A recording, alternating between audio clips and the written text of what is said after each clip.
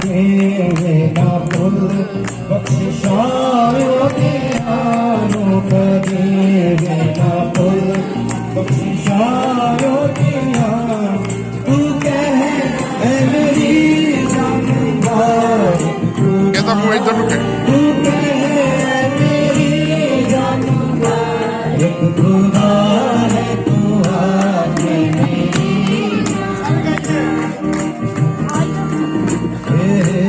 सारे पापां ओ है मिटाना तेरे सारे पापां ओ है मिटाना तेनू सारे लोगा को देना शिफा तेनू सारे लोगा को देना शिफा तू मेरी जान चंगिया चीज़ां नाल ओ हैरा जाना तैनू चंगिया चीज़ां नाल ओ हैरा जाना तेरी समझू खुशी खुशदा है तेरी खुशी खुशदा है तू मेरी जान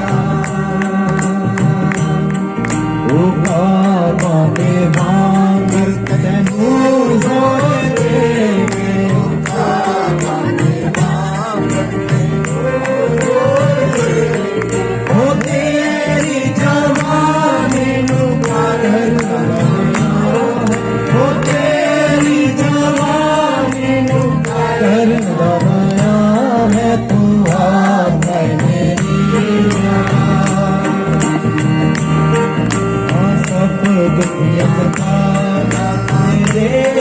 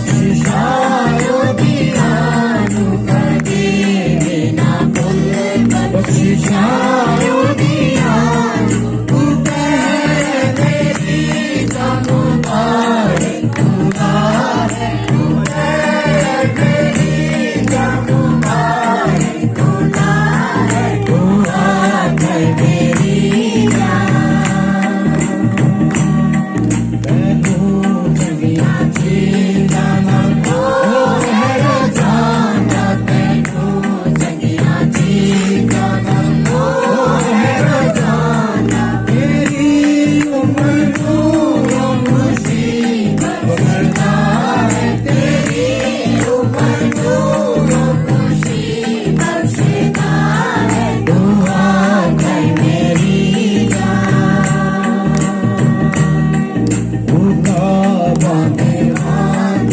तैनू जोर दे के खुदा बांधे बांध तैनू जोर दे ओ तेरी जवानी तू कर लगाया है ओ तेरी जवानी तू कर लगाया है तू आ जाए मेरी जान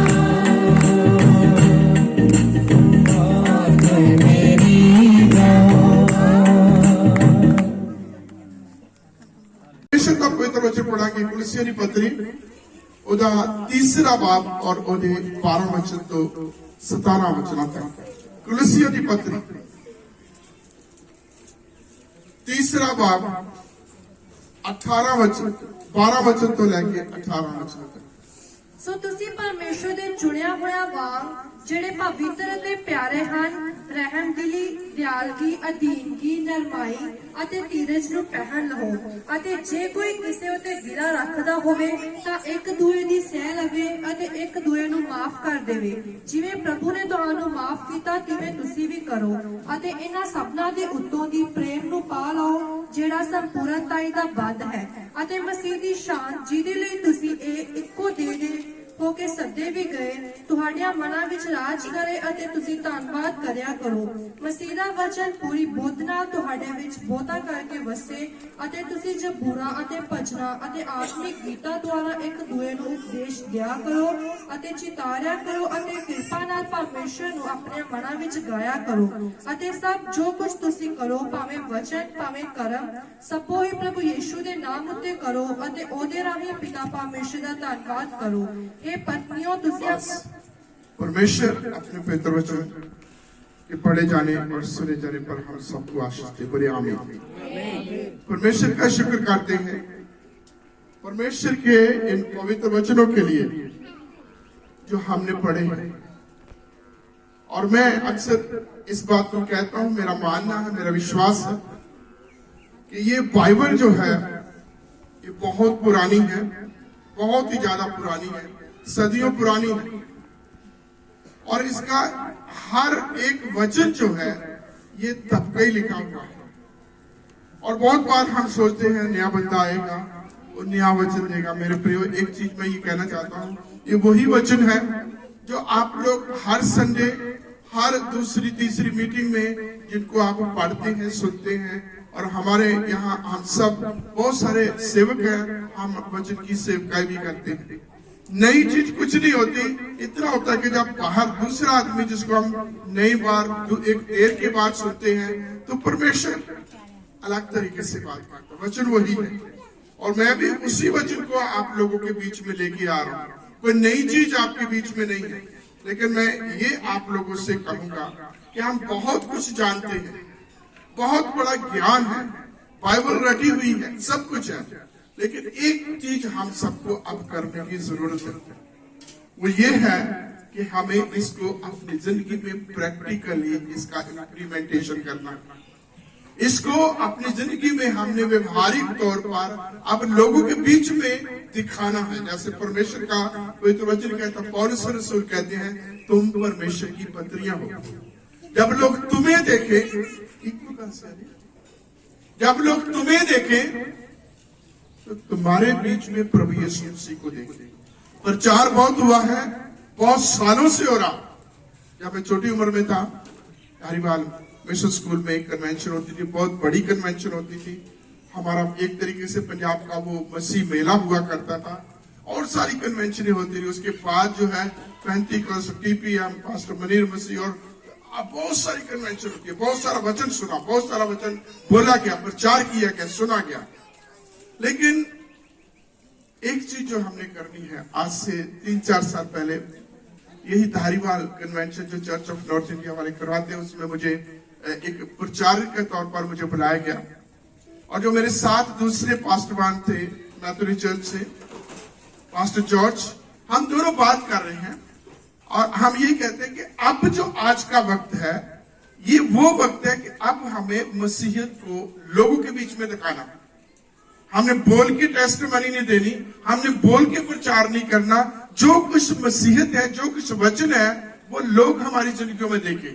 जैसे प्रभु यीशु मसीह ने कहा है, जब पहाड़ी देश उपदेश दे रहा था, मत्ती 5 उसके 16 वचन में पढ़ते हैं, लोग तुम्हारे भले कामों को देखें और तुम्हारा पिता जो स्वर्ग में है उसकी प्रशंसा करें। लोग हमारे भले कामों को देखें, हमारे जीवनों को देखें, हमारे अच्छे बोलचाल को देखें, हमारे अच्छे व्यवहार को देखें, उस तालीम को जो हम सीखते हैं, जिसको पढ़ते हैं, जिसका हम प्रचार करते हैं, वो हमारे जीवनों में देखें और हमारा पिता जो स्वर्ग में है उसकी महिमा करें, उसकी प्रशंसा करें। ये कहना चाहिए, काम हम करें, जिंदगी हमारी हो और प्रशंसा, आदर, इज्जत उस परमेश्वर को। हालेलुया। वही चीज आज के पवित्र वचन में मैं आप लोगों के साथ शेयर करूंगा। बहुत बड़ा गहरा प्रचार नहीं है, बड़ी सिंपल, बड़ी साधारण बात है जो हमने कुलुस्सियों की पत्री उसके 3 अध्याय के 12वें वचन में पढ़ी है। यहाँ लिखा इसलिए, यहाँ जो सबसे पहला वचन है यह है इसलिए। इसलिए का मतलब क्या, कुछ और भी है, और पीछे जाएंगे आप 8 वचन को पढ़िए 8 वचन। ਪਰ ਹੁਣ ਤੁਸੀਂ ਇਹਨਾਂ ਸਾਰੀਆਂ ਗੱਲਾਂ ਨੂੰ ਅਰਥਾਤ ਕੋਪ, ਕ੍ਰੋਧ, ਬਦੀ, ਦੁਰਪਚਨ ਅਤੇ ਆਪਣੇ ਮੂੰਹੋਂ ਗੰਦੀਆਂ ਗੱਲਾਂ ਕੱਢਣੀਆਂ ਛੱਡ ਦਿਓ। ਇੱਕ ਦੂਏ ਨਾਲ ਝੂਠ ਨਾ ਮਾਰੋ, ਕਿਉਂ ਜੋ ਤੁਸੀਂ ਪੁਰਾਣੀ ਇਨਸਾਨੀਅਤ ਨੂੰ ਉਹਦੀਆਂ ਕਰਨੀਆਂ ਸਣੇ ਲਾ ਸੁੱਟਿਆ ਅਤੇ ਨਵੀਂ ਨੂੰ ਪਹਿਨ ਲਿਆ, ਜੋ ਪੂਰਨ ਗਿਆਨ ਅਤੇ ਆਪਣੇ ਕਰਤਾਰ ਦੇ ਸਰੂਪ ਦੇ ਉੱਤੇ ਨਵੀਂ ਬਣਾਈ ਜਾਂਦੀ है। ठीक है, क्या बोला पढ़ा हमने, क्या है कि इसलिए तुम सब क्रोध, रोष, वैर, पाप, निंदा और मुंह से गालियां बकना, ये सब को छोड़ दो। एक दूसरे के साथ झूठ बोलना छोड़ दो, एक दूसरे के साथ जो धोखाधड़ी, एक दूसरे के साथ गुस्सा, तमाम वो जो बुरी बातें हैं वो करना छोड़ कर दो, क्योंकि तुमने अपने पुराने मनुष्यत्व को त्याग दिया। पुराना मनुष्यत्व, हमारा पुराना जीवन, पुरानी गल्ला, पुरानी आदत, सब कुछ पुराना हमने छोड़ दिया है और हमने नए मनुष्यत्व को पहन लिया। अब हम नए, है ना, जैसे परमेश्वर का वचन कहता है जो मसीह यीशु में है वो नई सृष्टि है। Now we are new creature. अब हम पुराने लोग नहीं, पुरानी स्वभाव हमारा नहीं होना चाहिए। एक गीत हम गाते हैं, जब से प्यारा यीशु आया मेरा जीवन, और ये दिखाने की जरूरत है, दुनिया के बीच में इस चीज को लाने की जरूरत है। बदला क्या है? मेरा जीवन बदला, तो उसमें बदलाव क्या आया? क्या हमारे बोलने का तरीका, क्या हमारा लोगों के साथ डील करने का तरीका, क्या हमारा लोगों के साथ काम करने का तरीका, क्या लोगों के साथ हम जब आपसी उठते बैठते हैं, हम काम करते हैं, हम एक दूसरे को सुनते हैं, सुनाते हैं, एक दूसरे के ऊपर हमारी कई तरीके की बातें हो जाती हैं, क्या वो तरीका नया है जो आज भी वही पुराने का पुराना है? एक सुनी तो 4 सुनाई वही वाला है, या हम किसी और तरीके से चल रहे हैं? ये सारी बातें बताता हुआ पौलुस रसूल कलीसिया को कह रहा है कि तुम सब गाली बकना, क्रोध, वैर, भाव, निंदा, ये तमाम चीजें छोड़ दो, क्योंकि तुमने जो है पुरानी बातों को छोड़ दिया है और नए मनुष्यत्व को पहन लिया है। इसलिए नए मनुष्यत्व को पहन लिया है, इसलिए 12 वचन में पढ़ेंगे, इसलिए परमेश्वर के चुने हुए की नाई, जो कैसे हैं, पवित्र और प्रिय हैं, उनकी नाई क्या हमने काम करना। किनकी नाई? जो परमेश्वर को चुने हुए हैं, जो परमेश्वर के चुने हुए, जो पवित्र हैं, वो परमेश्वर के चुने हुए, जो बहुत ही प्रिय, बहुत ही प्यारे हैं, उनकी तरह हमने क्या करना है? सहनशीलता धारणा। 5 बातें हैं जो परमेश्वर का दास पौलुस रसूल कहता है हमने इन 5 बातों को धारण करना है, ग्रहण करना है, अपने जीवन का अंग बना लेना। हालेलुया। ये हमारे आदत में, ये हमारी स्वभाव में, ये हमारी बातचीत में, ये हमारी हर जगह पर ये 5 बातें होनी चाहिए। पढ़ो बेटा दोबारा। ਸੋ ਤੁਸੀਂ ਪਰਮੇਸ਼ਰ ਦੇ ਚੁਣਿਆ ਹੋਇਆ ਵਾਂਗ ਜਿਹੜੇ ਪਵਿੱਤਰ ਅਤੇ ਪਿਆਰੇ ਹਨ, ਰਹਿਮਦਿਲੀ, ਦਿਆਲਗੀ, ਅਧੀਨਗੀ, ਨਰਮਾਈ ਅਤੇ ਧੀਰਜ ਨੂੰ ਪਹਿਨ ਲਓ। है ना, कितनी गल्लां? 5 गल्लां। की करना इन्हां नूं, की करना है ना। मैं सवेरे आया रूथ दे घर सता ही सवेरे तो मैं तैयार होके आया, आनंद में आया, कहना चाचा ये कपड़े चेंज कर दूसरे पा के, है ना। तो मेरे को क्या, मैं एक कपड़े उतारे और दूसरे पहन के, परमेश्वर का वचन भी उसी तरीके से कहता है कि क्या करना, हमने क्या करना। पहली चीज हमने करुणा को, भलाई को, दीनता को, नम्रता और सहनशीलता को, जैसे हमने कपड़ों को पहना है वैसे इन चीजों को हमने पहन लेना है। ये दिखाई दे जैसे कपड़े दिखाई देते हैं।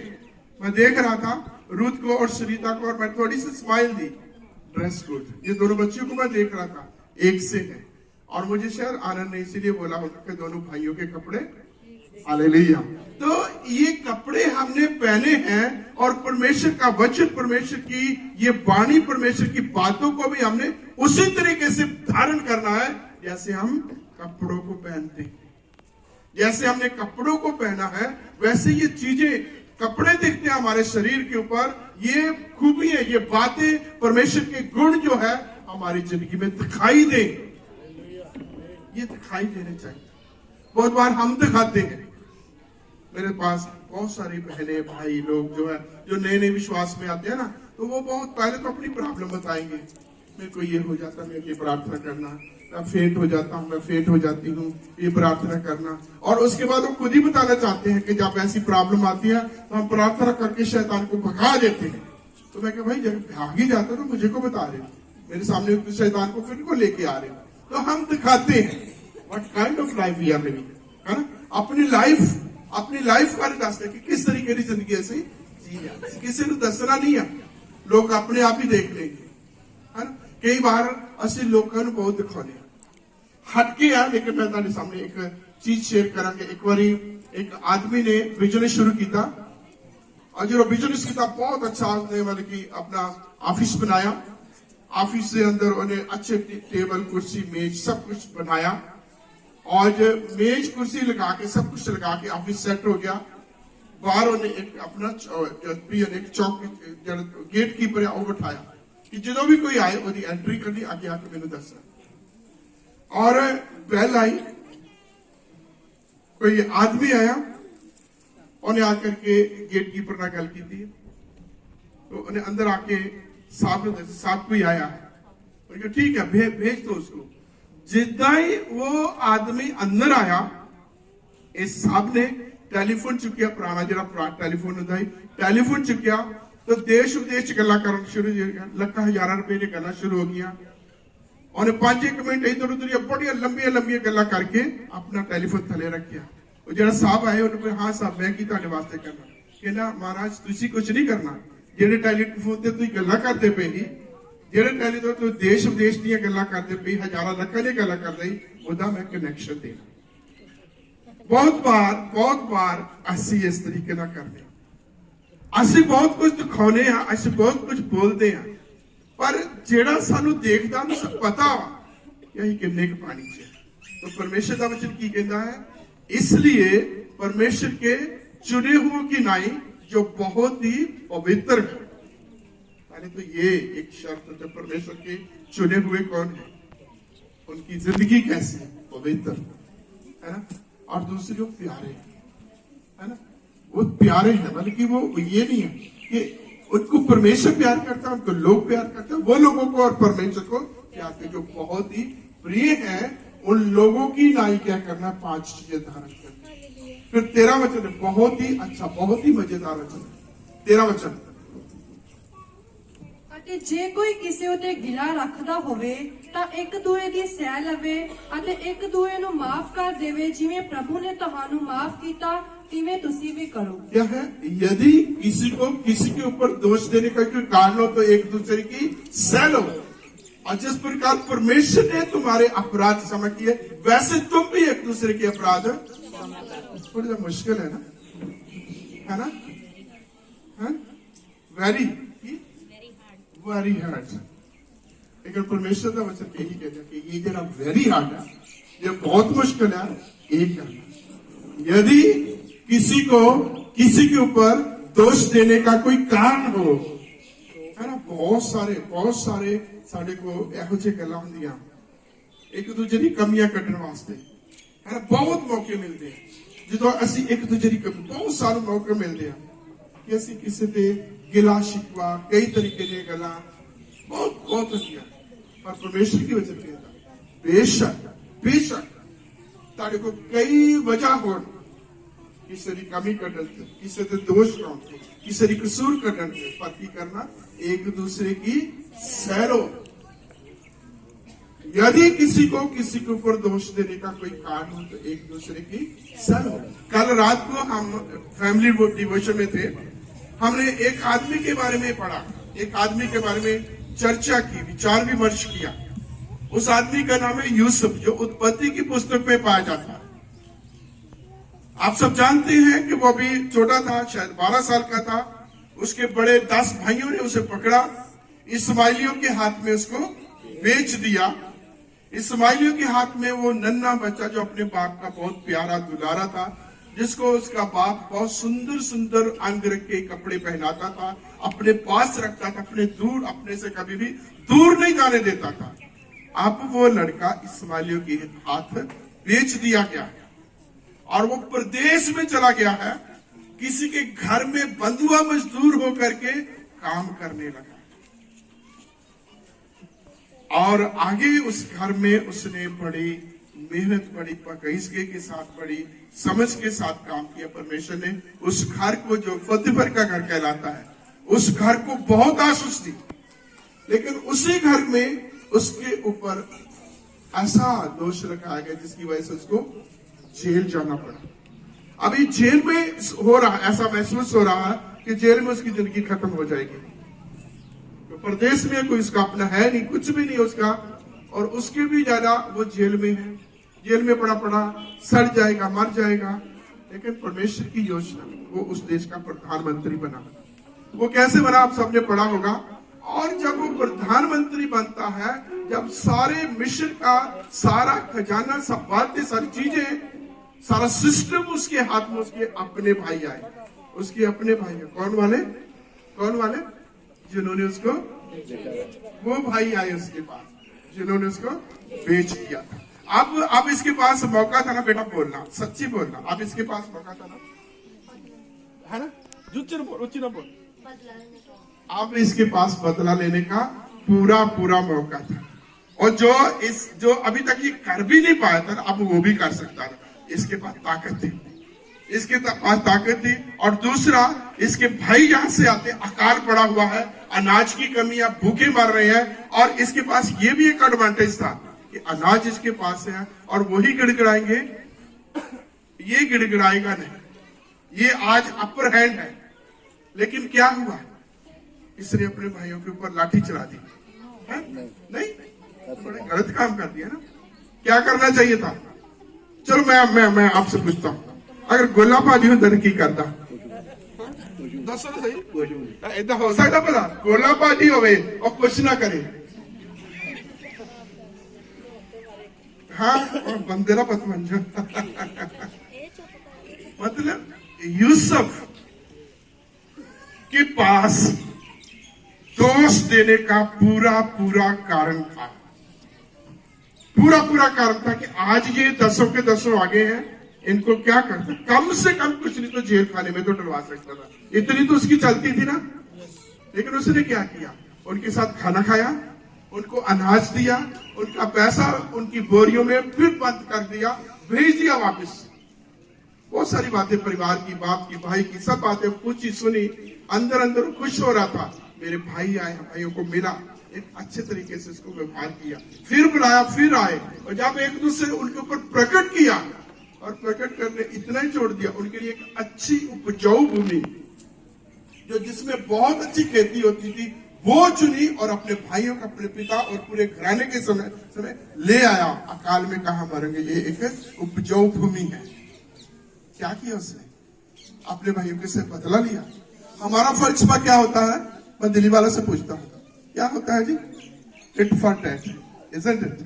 क्या होता है? टिट फॉर टैट, अदले का बदला।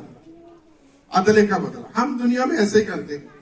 आ लेंदो हूं मेरे घर, फिर मैं सुनीता, फिर मैं तोड़ा की लता मेरे घर एक बढ़ के तो देखे, है ना। ये this is what we are doing, ये हमारा फलसफा। लेकिन प्रभु का फलसफा क्या? बोले हालेलुया। सारे मैं बोली जा रहा, तुम भी बोलो हालेलुया। प्रभु का फलसफा क्या है? यदि किसी को किसी के ऊपर दोष देने का कोई कारण हो तो एक दूसरे की, ये बड़ी मुश्किल है। जैसे फिलोमिना ने कहा, इट्स वेरी हार्ड।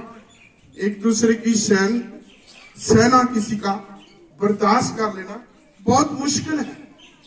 लेकिन मेरे प्रियो, यदि इसके ऊपर काबू पा लेते हैं, यदि माफ करने की आप में क्षमता आ जाती है, शक्ति आ जाती है, समझ आ जाती है, तो फिर मैं कहता हूं मेरे अनुभव से, मेरे तजुर्बे से, कि परमेश्वर के खजाने, परमेश्वर की दया निरंतर लगातार आपके ऊपर बनी रहती है। उसकी शांति आपके ऊपर बनी रहती है। और कुछ भी हो जाए जमाने में, कुछ भी हो जाए, दुख, दर्द, तकलीफ, बीमारी, सब चीजें, परमेश्वर आपके ऊपर अपनी दया को, अपने अनुग्रह को हमेशा बनाए रखता है। हमने एक व्यक्ति के बारे में पढ़ा, उसका नाम क्या था? यूसुफ। उसने अपने भाइयों से बदला लेने की उसके पास पूरे पूरे वजह थी, कारण था, लेकिन क्या किया, सहनशीलता दिखाई और क्या किया, माफ कर दिया। माफ करने के बाद वो तमाम जो उसके पास था उन आशीषों, अपनी आशीषों के बीच में उनको शामिल किया। हम तो क्या करते, जो पहले भी होता वो भी खो लेते हैं, छीन लेते हैं, लेकिन उनसे छीना अपनी बल्कि सबको अपनी तरफ से दिया।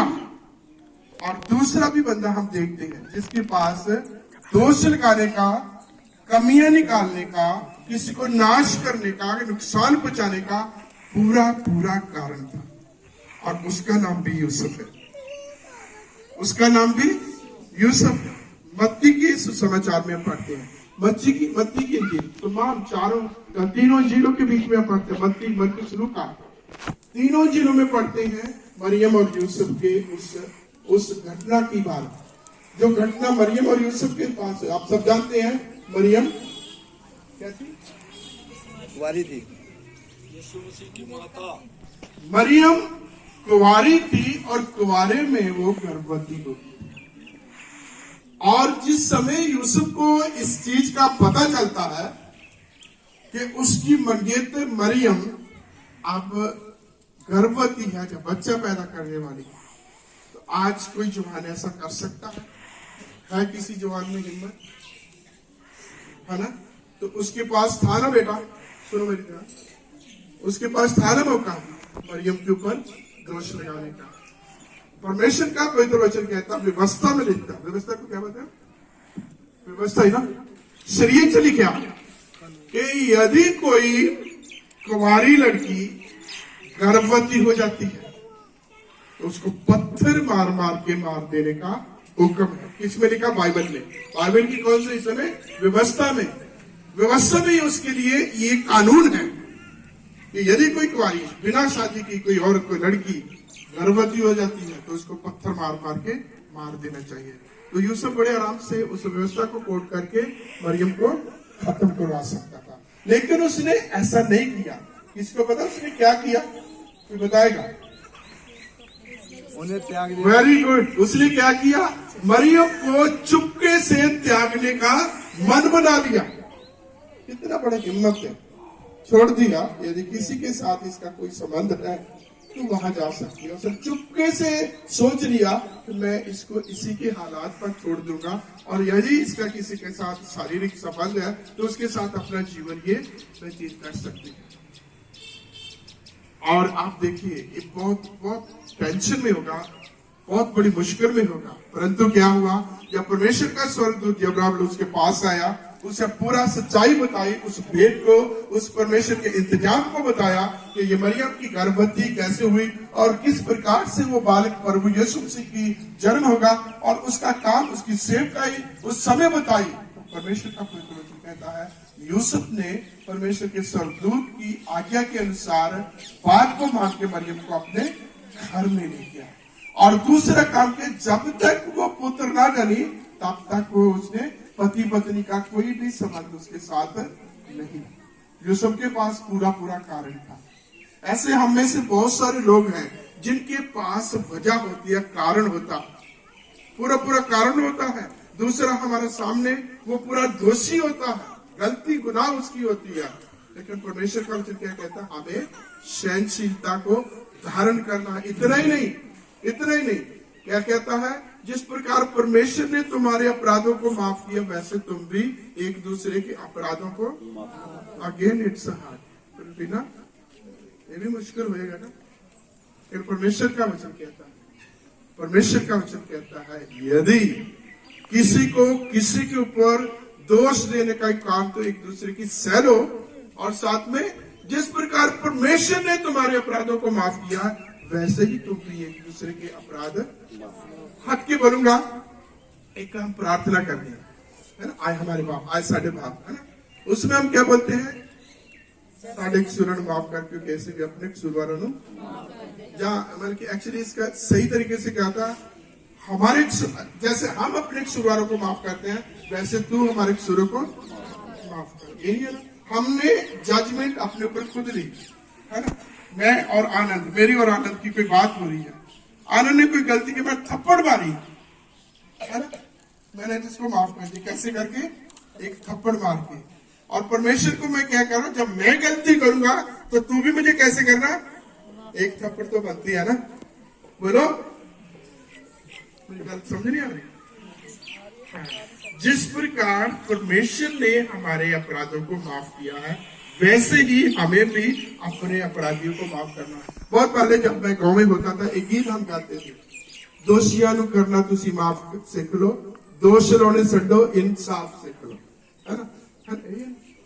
दोषियों को, दोष जो जिसके प्रति दोष को क्या क्या माफ करना सीख ले, और दोष लगाने के बल्कि इंसाफ करना, प्यार करना सीखे, जैसे परमेश्वर ने हमारे अपराधों को माफ किया। हम पढ़ेंगे परमेश्वर का पवित्र वचन 103 उसके 10 से 12 वचन। परमेश्वर हमारे अपराधों को किस रीति से माफ करता है, किस पैमाने से माफ करता है, किस ढंग तरीके से परमेश्वर हमारे अपराधों को माफ करता है। पढ़िए। ਉਹ ਸਾਡੇ ਪਾਪਾਂ ਅਨੁਸਾਰ ਸਾਡੇ ਨਾਲ ਨਹੀਂ ਵਰਤਿਆ, ਨਾ ਸਾਡੀਆਂ ਬਦੀਆਂ ਅਨੁਸਾਰ ਸਾਨੂੰ ਬਦਲਾ ਦਿੱਤਾ। ਜਿੰਨਾ ਉੱਚਾ ਆਕਾਸ਼ ਧਰਤੀ ਉੱਤੋਂ ਹੈ, ਇੰਨੀ ਵੱਡੀ ਉਹਦੀ ਦਇਆ ਉਹਦੇ ਡਰਨ ਵਾਲਿਆਂ ਉੱਤੇ ਹੈ। ਜਿੰਨਾ ਚੜ੍ਹਦਾ ਲੈਂਦੇ ਤੋਂ ਦੂਰ ਹੈ, ਉਹਨੇ ਸਾਡੇ ਅਪਰਾਧ ਸਾਥੋਂ ਦੂਰ ਕੀਤੇ ਹਨ। ਜਿਵੇਂ ਪਿਤਾ ਆਪਣੇ ਬੱਚਿਆਂ ਦਾ ਤਰਸ ਖਾਂਦਾ ਹੈ, ਤਿਵੇਂ ਯਹੋਵਾ ਆਪਣੇ ਡਰਨ ਵਾਲਿਆਂ ਦਾ ਤਰਸ ਖਾਂਦਾ ਹੈ। 10 वचन की कहता है, उसने हमारे अपराधों के अनुसार हमसे व्यवहार नहीं किया। He didn't deal with us according to our sins, our faults. जिस प्रकार से हमने काम किए, मैं अक्सर इस चीज को मैं शेयर करता हूं, तो मेरी जिंदगी जो थी, जो मेरे तौर तरीके थे, मेरी लाइफ स्टाइल था, अगर उस तरीके से परमेश्वर ने डील किया होता तो 1984 के बाद मेरा जीवन नहीं जीना चाहिए था, खत्म हो जाना चाहिए था। 1984 तक मेरी जिंदगी खत्म हो जानी चाहिए। मेरे उत्ते 3 बार जानलेवा हमले हुए, 3 बार मैं मौत नूं अपने बहुत ही नजदीक तो देखिया। जो परमेश्वर के दास ने ये सारी मैनू समझाया, मैं क्या मैं बार बार मरदा पिया, उन्हें कहते तू बार बार मरदा नहीं पिया, तू बार बार बचता पिया, मरना एक बार ही होगा। तो मैं उस समय में अपना जीवन परमेश्वर देता, प्रभु मेरे अपने तौर तरीके, मेरे अपने कामा, मेरी अपनी जो भी मेरी संगति सी ਉਹਦੇ ਮੁਤਾਬਕ ਮੇਰੀ ਜ਼ਿੰਦਗੀ 84 तक थी। तो अगे जिन्नी भी तू जिंदगी देवेगा, मैं तेरी सेवा वास्ते, तेरी खिदमत वास्ते इस्तेमाल कर, तेरी के अपने आप को बोनस समझ के, एक एक्स्ट्रा लाइफ में समझ के अब वो परमेश्वर की सेवा वास्ते ला।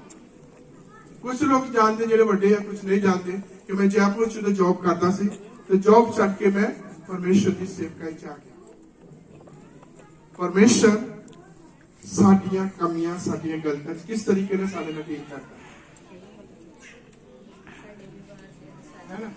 जे करते अहीं खुद भी अपने अपने सोचिए, अपने अपने बारे सोचिए। परमेश्वर आज जिस भी तरीके से साडी जिंदगी है, साडे काम है, साडा व्यवहार है, साडा बोलचाल है, अगर आज सारा का सारा फैसला हो जाए तो की होगा। बहुत घट लोग हैं जेडे खुदावंद दे इंसाफ के सामने खड़े हो सकते। और परमेश्वर यही नहीं कहना कि उसने हमारे अपराधों के अनुसार हमसे व्यवहार नहीं किया, और दूसरा क्या कहते जितना पूर्व से पश्चिम दूर है, हमारे अपराधों को उसने उतना ही दूर कर दिया जितना चढ़ते तो लेंदा दूर है ना। चढ़ते तो लेंदा दूर है, पूर्व से पश्चिम दूर है। परमेश्वर ने हमारे अपराधों को, कोई रणिए खड़ा होकर के डडवा देख सकता है ना, बहुत कुछ फर्क है।